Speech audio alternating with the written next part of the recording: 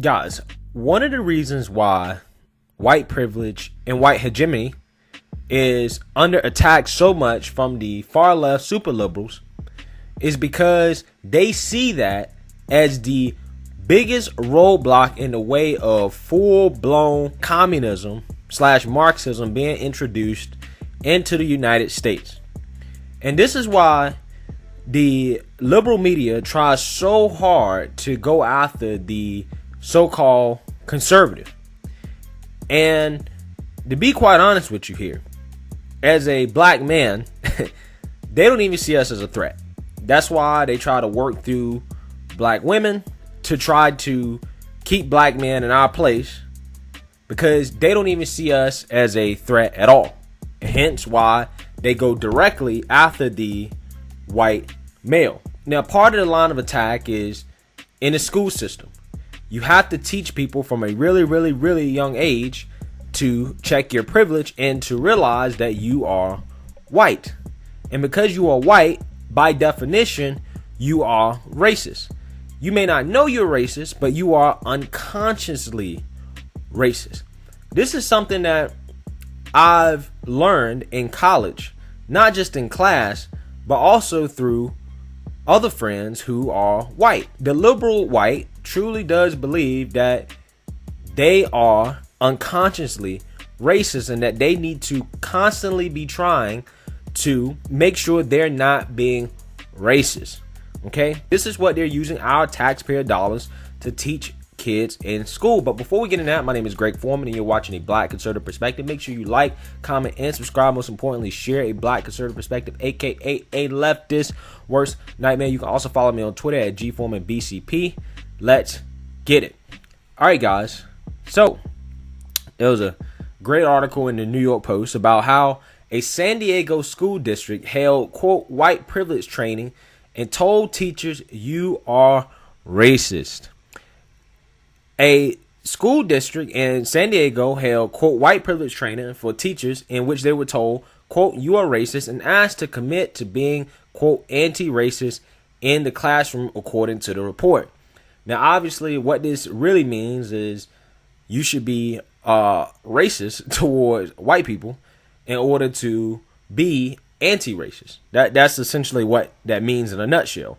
The San Diego Unified School District began the sessions with instructors telling the faculty members that they will experience, quote, guilt, anger, empathy, and closed-mindedness because of their, quote, white fragility, according to leaked documents obtained by journalist Christopher F. Rofo. Now, I can tell you guys for a fact, this is straight from academia, right? They tell you that you're experiencing these emotions because you are white. That's why you're going to experience these emotions. We're going to tell you how you should feel solely because of your color. But yet they'll try to tell you that they're the ones that are anti-racist, but yet they're telling you how you should feel based solely off of your color. Now, you guys see the irony in that, right? During the voluntary training, the teachers were taught about, quote, land acknowledgement and asked to accept that the U.S. was established on stolen Native American land. The report said, this is the second part. They will try to distort history and tell it in a certain way in order to continue to promote the idea that white people are inherently racist. They conveniently leave out the fact that I think historians agree that over 90% of the Native Americans did not die because some white man came over and shot them.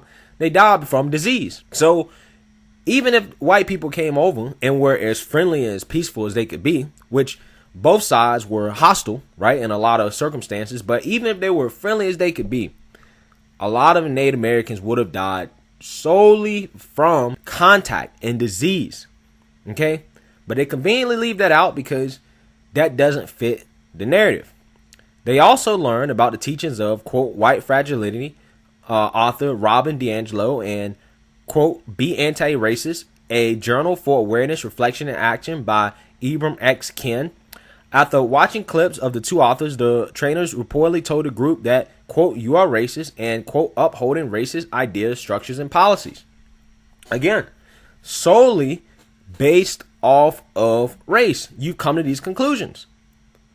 Now, if a white person tells a black person, you're lazy, you eat fried chicken, I think you like watermelon, you're likely to commit crimes based solely off the color of their skin, again, that would be a textbook racist according to most people, right? The way we think about racism.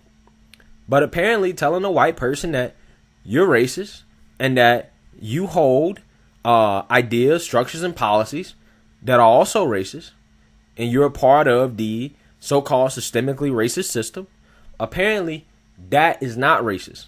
That is anti-racism.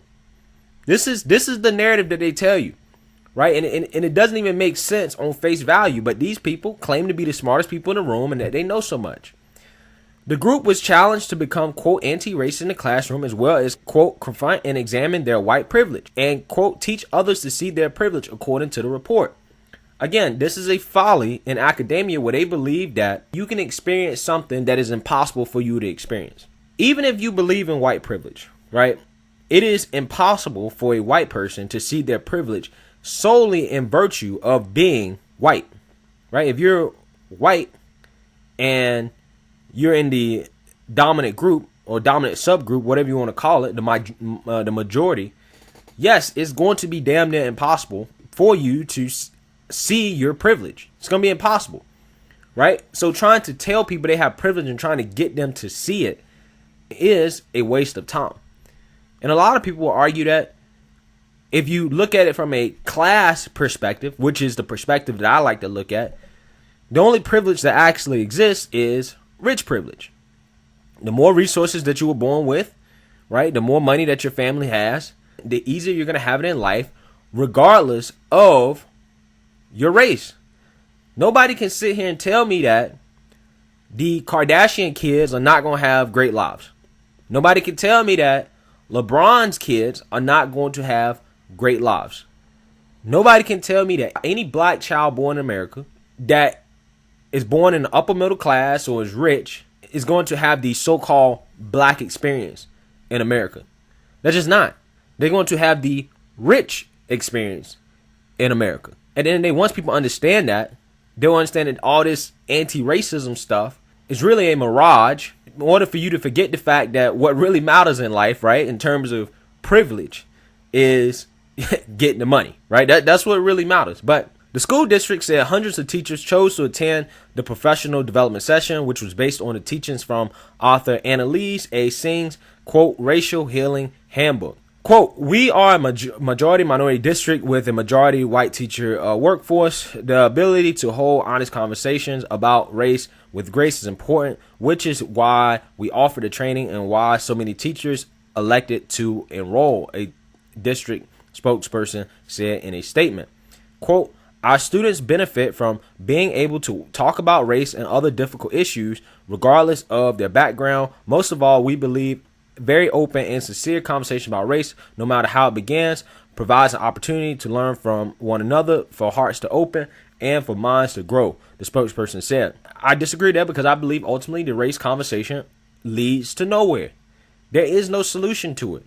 I don't understand why people want to keep having this conversation. The liberals love going back and forth with each other about race. And at the end of the day, the best and easiest way to solve the race problem is to just stop talking about it. Let Americans be Americans. Let people be people. The training sessions come after the district vowed to be, quote, anti-racist amid nationwide protests against racial injustice, which began in the wake of cop-involved killings of George Floyd, Ahmaud Arbery, and Breonna Taylor. The only one of those incidences that really had anything arguably to do with race is Ahmaud Arbery. That's the only one. Breonna Taylor and George Floyd, if you're linking that to just race, you reaching. You reaching, bruh. I'm sorry. I don't know what to tell you. I don't see anything racist about those incidents. Now, the Ahmaud Arbery one, yes, I do think race was definitely a factor in that. But the other two, I think that's a reach. Earlier this year, the district underwent a major overhaul to its grading system as a part of a larger effort to combat racial discrimination, the San Diego Union Tribune reported. Data had revealed there were significant disparities between a percentage of white and minority students who received D or F grades in the first semester of the last year. While white students made up 7% of all D or F grades, black students accounted for 20%, and Hispanic students received about 23% of them, the paper reported. Jesus Christ, man. Here we go again. Again, one thing about the super liberals is that they have no solutions to their problems, because every single solution that they have always has to involve race. They never look at the individual factors that go on in somebody's life, right? Such as, do you have a two-parent household? How much income do the parents have coming in? Do the parents read to the kids? How much do the parents value education? They don't look at those factors to determine why a student may be failing, but instead they just solely look at race. Black people are not doing well in school because of racism. It has to be some white person has to be bringing down a black person. And this is why I said at the beginning of my video that they don't even see black people, and particularly the black man, as even a threat at all, because look at the way they treat us. They treat us like children, in the sense that you have to be coddled. Nothing is ever your fault. You can't do anything for yourself. And that we have to bend the rules to make it so you can get ahead, because we just don't believe you're good enough to compete. You notice how they didn't include the Asian students in this. They didn't talk about Asian at all. But because, see, if you throw the Asian in there, that throws off the whole race conversation. That throws off the whole white supremacy thing. All of a sudden, the Asian being there is proof that, maybe it's not just about color.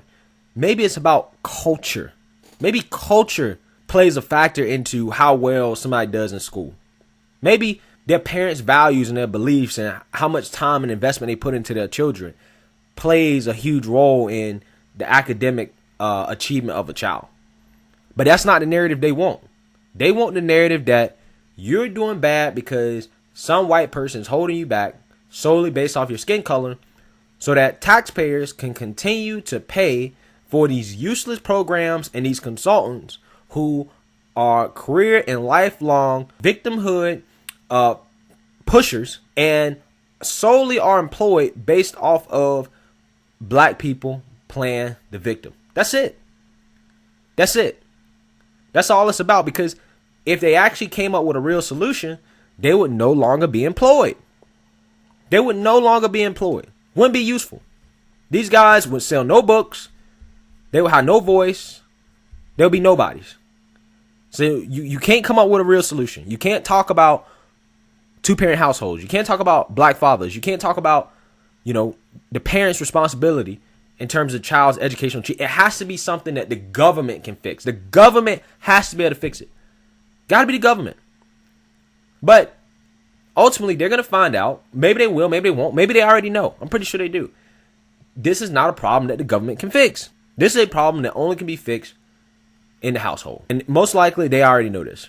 In an effort to prevent discrimination, the school board voted to eliminate non-academic factors like late work and classroom behavior in the student's grade. BS, man. Okay, one of the problems with some of these failing schools is because they have failing students. A school is failing because the students are failing. The students are bad. Not necessarily because the teachers are bad. Now, I'm not saying some teachers aren't bad. There are a lot of teachers that are subpar. But most of the time it's because you have students that come to school, act up in class, and disrupt the learning process because they're not taking their education seriously. So now they're saying, let's stop punishing students who are interrupting the educational/academic learning process. That's what they're saying. Again, how does that make sense? If you're turning in your work late, you should be punished, because in the real world, if you come to work late, you might get fired, right? If you're disrupting the classroom so other people can't learn, and then you're not getting punished for it, what's stopping you from doing that? That's the type of person that needs to be punished. You're making it so students that want to learn, they want to get an education, can't do it, which inherently in and of itself is affecting minority students. Again, they don't have any solutions. The solutions that they implement only are going to make the problem worse, because if the problem gets worse, they will keep making money. It's really simple. Quote, "This is the part of our honest reckoning as a school district," said Richard Barrera, who is the district's vice president. NBC San Diego reported, "If we're actually going to be anti-racist school district, we have to confront practices like this that have gone on for years and years. No, What you need to confront is why the parents aren't doing more when the child is younger in order to help the child with their academic achievement. You need to confront the parent. That's who you need to be confronting. The school board also vowed to increase diversity among faculty, require school police to undergo de-escalation training, and require training to eliminate bias in the hiring process. And that's the end of the article. So, guys, again, more woke news, more of liberal academia coming into our schools and teaching our kids nonsense and not focusing on teaching our kids life skills and things that are going to help them actually succeed in life. Have you noticed that out of all these woke articles, none of these people ever suggest, how about they have a personal finance course? Why don't kids know more about stocks, bonds, mutual funds, investments? Why can't kids come out of high school with the ability to grow their money or to run a business or have essential skills that are going to allow them to get a good job right out of school? None of these solutions are ever suggested by academia or these woke revolutionaries. None of them. Because these are solutions that will actually help. If these solutions were implemented, they won't have jobs anymore. That's the truth. So, there's not really much more I can say about this except this is just more woke lunacy from academia and school districts. And I really feel bad for the taxpayers that have to foot the bill for these woke revolutionary teachings that are being taught to our kids in school. But let me know what you guys think. Make sure you like, comment, and subscribe. Most importantly, share a Black conservative perspective. Peace.